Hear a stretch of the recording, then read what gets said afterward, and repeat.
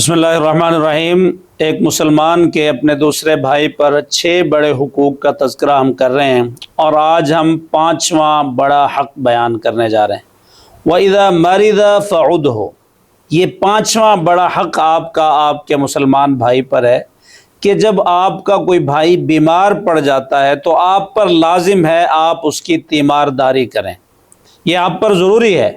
नबी सल्लल्लाहु अलैहि वसल्लम ने इस हवाले से बहुत सारी चीज़ें बयान की और एक हदीस में फरमाया कि जब आप बग़ैर किसी गर्ज और बग़ैर किसी लालच के अपने किसी भाई की तीमारदारी के लिए पहुँचते हैं तो फरमाया 70,000 फरिश्ता तीमारदारी करने वाले के लिए, बीमार पुरसी करने वाले के लिए एक वक्त में दुआए मग़फ़िरत कर रहा होता है।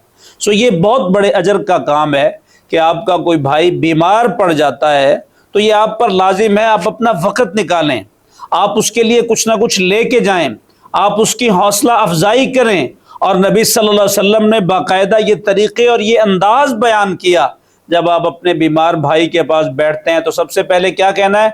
ला बअस तुहूरुन इंशाअल्लाह, कोई हरज नहीं, ये बीमारी अल्लाह की तरफ से है।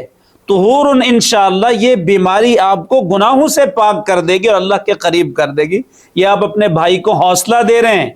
वो भाई जो बिस्तर पर पड़ा बीमारी के अय्याम गुजार रहे, बड़ी दिक्कत और बड़ी मुश्किल में, जब आप उसके लिए हौसले के चंद अल्फाज कहते हैं तो उसकी बीमारी का एक बड़ा हिस्सा ज़ाइल हो जाता है।